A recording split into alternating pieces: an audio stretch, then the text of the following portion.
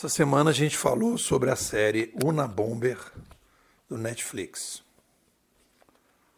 terrorista mandava as cartas que explodiam, um pacote, uma caixa, o cara abria, tinha um dispositivo que quando o cara abria, explodia. Qual era a única coisa que existia de concreto para chegar no Unabomber? Ele mandou um manifesto questionando o mundo tecnológico, essa visão que as pessoas têm, essa tecnofobia. Tem alguns filmes, né, que falam sobre isso. Essas pessoas que não gostam das tecnologias, das novas tecnologias, né, porque das velhas todos são obrigados a usar.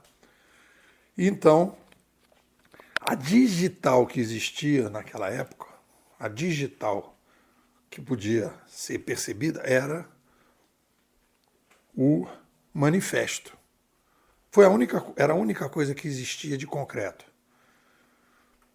Aí o personagem principal, que é quem descobre o Unabomber, ele mergulha para tentar entender o padrão do que ele chamou lá de dialeto.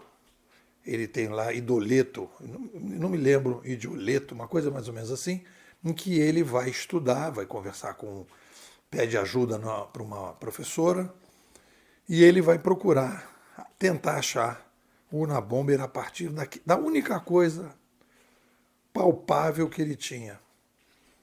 Tem um pedaço do filme que aparece num envelope escrito, né, assim, como se fosse assim, em relevo, que o cara escreve e aparece um nome, e eles vão atrás desse nome. E depois descobrem que aquele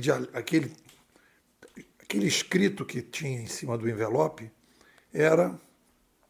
tinha sido feito no jornal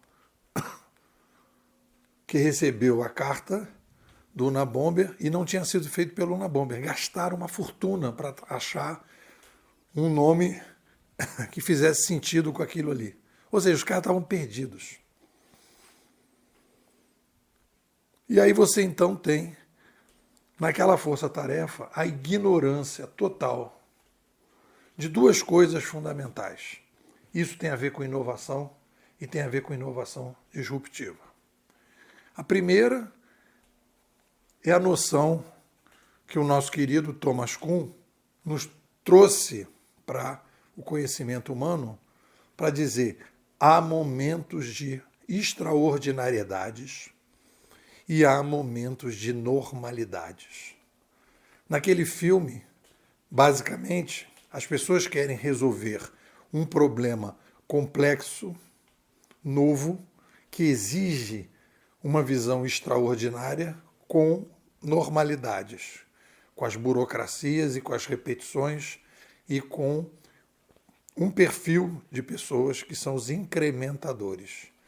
Que o Thomas Kuhn fala da importância da normalidade, ele não fala de incrementadores e disruptores, isso é um trabalho que a gente está fazendo pós Thomas Kuhn, mas ele vai falar que ali existia uma anomalia, não dava para chegar no Unabomber trabalhando com a visão da normalidade. Você tinha que ir para a extraordinariedade. E na extraordinariedade, há demanda do que eu estou chamando aqui de disruptores, que é a segunda linha de pesquisa bimodal. Vamos pegar uma outra situação muito para trás, ali por volta de 1500, quando Lutero, um outro disruptor, ele vai para uma espécie de um seminário, na época era tipo um doutorado, e ele tem acesso ao Antigo Testamento e começa a comparar o Antigo Testamento com o Novo Testamento. E aí ele percebe que há uma interpretação que está sendo feita no Antigo Testamento. Ele começa a falar das incoerências na sala de aula. Espera aí, mas isso aqui não faz sentido, isso aqui não faz sentido. Aí ele começa a ver que a atual igreja está interpretando o Antigo Testamento a partir dos seus interesses, a partir de determinadas coisas que não tem nada a ver com o que está escrito no original. E aí então Lutero começa um questionamento e aí ele começa a entrar numa extraordinariedade, vai fazer a tradução do Antigo Testamento e vai quebrar o paradigma, né, das interpretações que estavam sendo feitas e sugere e consegue, com a tradução da Bíblia, fazer com que as pessoas leiam a Bíblia, com toda a resistência que aparece tanto no Unabomber quanto no processo do Lutero. Então, o que me chama a atenção, e aí você vai pegar também naquele filme Mindhunter, na série Mindhunter, em que ele percebe que para ele poder chegar e entender os serial killers, ele precisa entrevistar serial killers. Ele precisa criar os padrões. Então, o que é interessante nesse processo, nesse avançar dessa conversa sobre mundo inovador, inovação, em várias situações, e aí se você juntar esses três filmes para fazer uma análise, você vai ver que todos esses momentos as pessoas tendem a trabalhar na normalidade, não percebem que estão diante de uma anomalia e coloca a metodologia e a filosofia da normalidade para resolver um problema que pede extraordinariedade. E aí vem o papel dos disruptores. Os disruptores, Nipô, são superdotados? Não, na minha visão, não.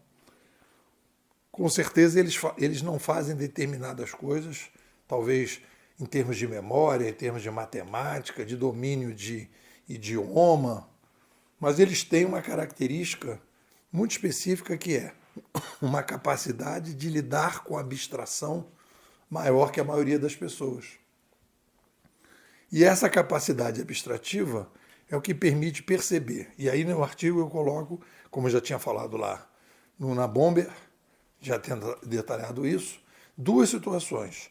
Ou o paradigma não existe, que é o caso do Mindhunter, ele diz: precisamos criar uma teoria sobre isso, não existe e as pessoas acham que não é possível, ou o paradigma é inadequado, que é o caso do Lutero e é o caso do Mindhunter, do Unabomber, desculpe. No Unabomber e no Lutero é um paradigma inadequado.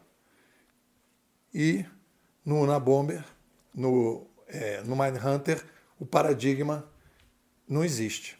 Então, são duas situações na extraordinariedade. E os disruptores têm o papel de criar novos paradigmas para estes desafios. É isso, o que vocês dizem? E aí, pessoal, tudo bem? Meu nome é Leandro Alves, eu estou aqui na Escola dos Bimodais acho que estou indo para a quarta temporada aí, junto aí com os bimodais, e eu posso afirmar aí sem errar, com uma certeza razoável, que entrar para bimodais é o melhor investimento que eu fiz aí nos últimos anos. Realmente, assim, a escola ela traz todo um portfólio de conhecimento que você não acha por aí, entendeu? Um conhecimento de altíssima qualidade, a qualidade dos participantes é impressionante, sempre tem muita provocação, tanto do lado dos artigos do NEPO, quanto do lado dos próprios alunos. Você encontra gente de background muito diferente, muito distinto.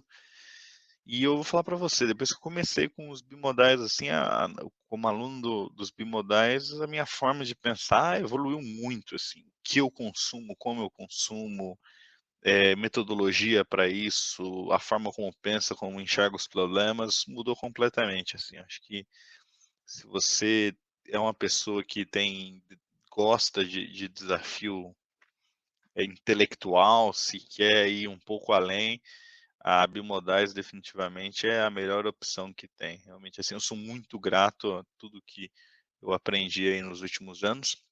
e continuo aprendendo na Bimodais. Realmente